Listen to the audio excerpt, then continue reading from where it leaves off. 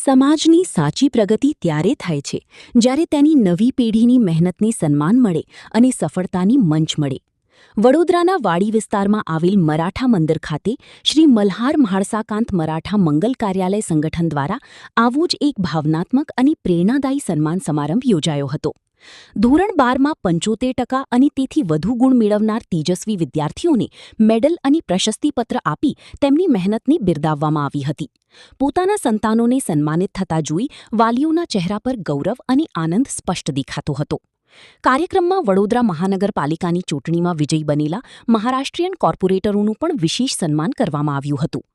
સમાજના યુવાનો માટે શિક્ષણ અને જાહેર જીવનમાં સફળતા મેળવવાના સંદેશ સાથે યોજાયેલા આ કાર્યક્રમમાં સમાજના અગ્રણીઓ, વાલીઓ અને મોટી સંખ્યામાં યુવાનો જોડાયા હતા. શિક્ષણ, એકતા અને સમાજ સેવાના મૂલ્યોને મજબૂત બનાવતો આ સમારંભ દરેક માટે પ્રેરણાનું કેન્દ્ર બન્યો હતો. સમાજના ભવિષ્યને ઉજ્જવળ બનાવવા માટે આવા કાર્યક્રમો ખરેખર આશાનું નવું કિરણ સાબિત થાય છે.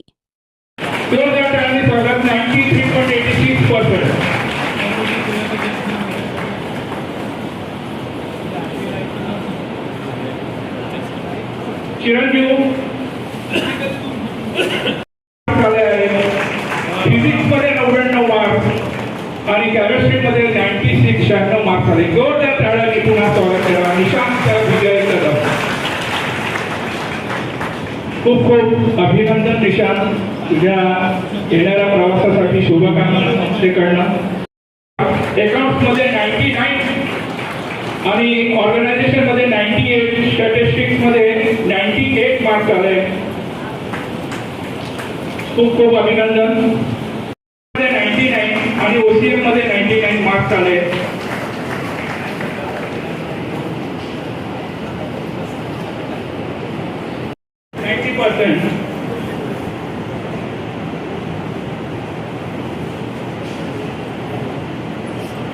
यानंतर विद्या धनश्री मोरे 89.20% हे कॉमन पुढे यावं.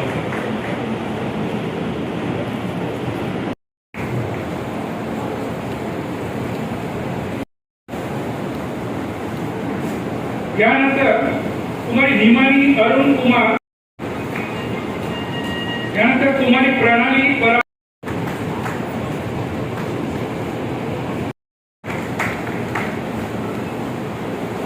त्यानंतर पृथव भाविन ठाकोर 70. यानंतर समर्थ अमोल नाडकर,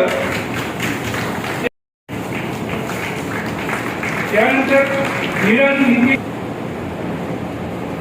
त्यानंतर किरणजीव,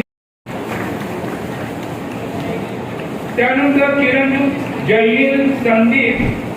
મલ્હાર મહાળસાકાંત મરાઠા મંગલ કાર્યાલય સંગઠન તરફથી આજનો આ કાર્યક્રમનું આયોજન કરવામાં આવ્યું છે. આ સંસ્થા છેલ્લા ઘણા વર્ષોથી સોશિયલ વર્ક કરી રહી છે. લોકોને મદદરૂપ થાય એ રીતના કાર્યક્રમો અમે આયોજન કરીએ છીએ. થોડા દિવસ પહેલાં જ એક મેડિકલ કેમ્પનું આયોજન કર્યું હતું. એમાં ખાસા એવા લોકો ઉપસ્થિત હતા. લોકોને ફ્રી ચેકઅપ કરાયેલું અને આજે અમે 12th પાસ એટલે 12મી પાસ છોકરાઓને જે લોકોએ 75% વધારે પાસ મેળવ્યા હોય એમને સત્કાર કરવાનું નક્કી કર્યું છે.